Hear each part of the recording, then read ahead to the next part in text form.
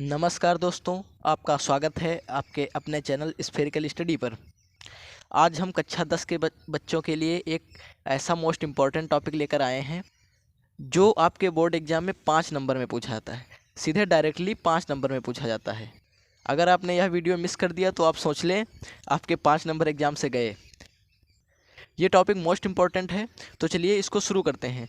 और टॉपिक का नाम है पुष्प की अनुदैर्ध्य काट का नामांकित चित्रण एवं वर्णन। ठीक है, तो चलिए बिना किसी देरी के स्टार्ट करते हैं।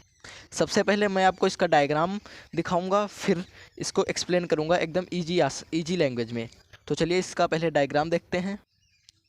देखो, आपको ऐसा डायग्राम बनाना है और लास्ट में मैं वीडियो के लास्ट में आपको 2-3 एकदम इजी डायग्राम दिखाऊंगा जिनकी प्रैक्टिस करके आप एग्जाम में एकदम आसानी से डायग्राम बना सकते हैं। एकदम आसान डायग्राम है, तो वीडियो को पूरा देखिएगा। तो चलिए अब इसको स्टार्ट करते हैं इसके बारे में जानना। तो देखो, ये हमारा पुष्प का ये अनुदैर्ध्य काट का नामांकित चित्र है। ठीक है, और इसमें मैं आपको बता दूं, इसमें हमको मेन चीज़ ये लिखनी होती है।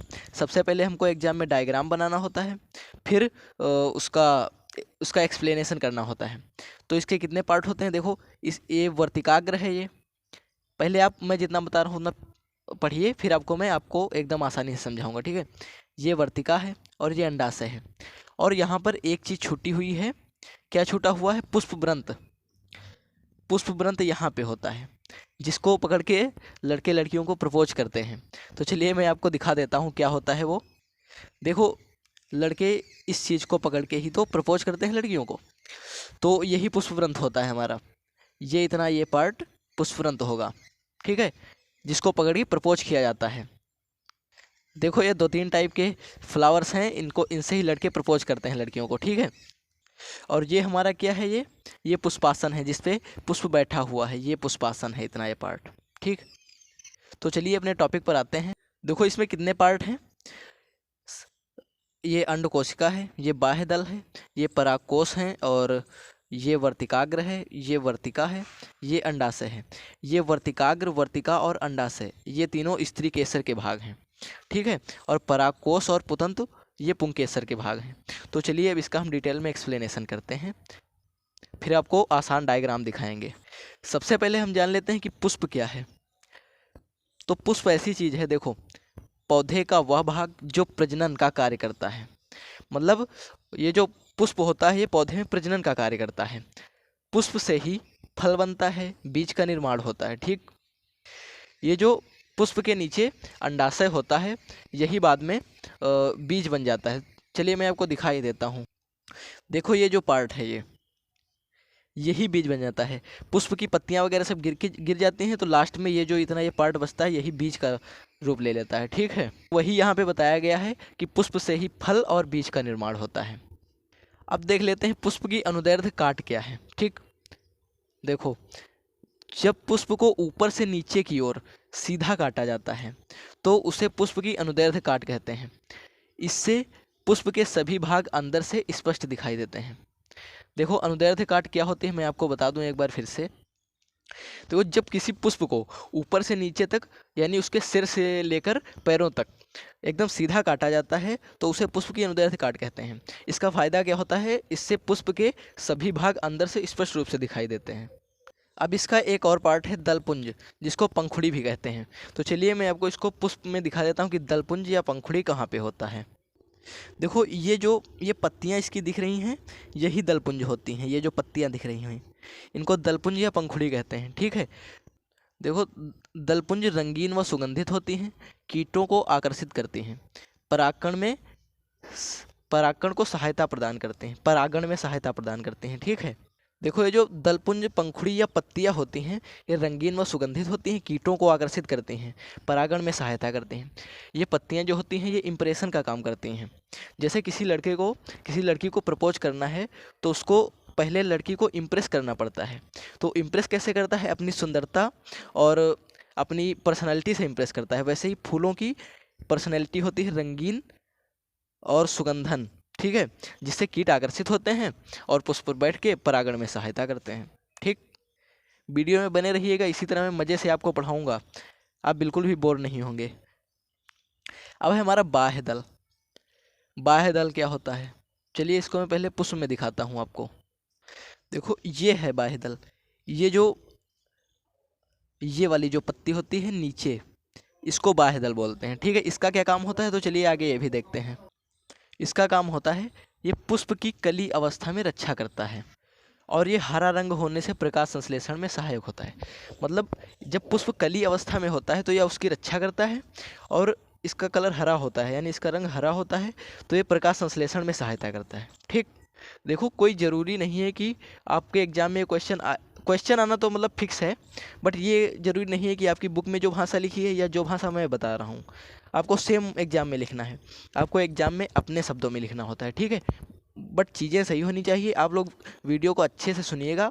अगर एक बार में ना समझ में आए तो वीडियो दोबारा देखिएगा, आपको समझ में आ जाएगा। बस आपको अपने मन से बना बना के लिखना है। ठीक है, अब इसका एक पार्ट है पुंकेसर। पुंकेसर क्या है भाई? देखो ये जो आपको ये इतना पार्ट दिख रहा है, ये इतना पार्ट पुंकेसर है। ठीक, ये इतना पार्ट पुंकेसर है। पुंकेसर, देखो पुंकेसर में परागकोश होता है और परागकोश में परागकण होते हैं। यही परागकण जब यहाँ से परागकण ये निकल के वर्तिकाग्र में जाते हैं तो फिर वर्तिकाग्र से होते हुए वर्तिका से होते हुए यहाँ पर आकर निषेचन की प्रक्रिया होती है। ठीक है, और पुतंतु क्या होता है? परागकोश और अंडक को जो जोड़ता है इसको पुतंतु कहते हैं। देखो यहाँ पर परागकोश है और यहाँ पर ये अंडक है, तो इन दोनों को जोड़ने का काम कर रहा है पुतंतु ना। हाँ, तो देखो यहाँ पर वही बातें लिखी गई हैं कि पुंकेसर जो होता है ये नर जनन अंग होता है। ठीक, यानी मेल पार्ट होता है। इसके भाग कौन कौन से होते हैं? तंतु होता है इसका भाग और परागकोश होता है। इसका कार्य क्या होता है? परागकण बनाना।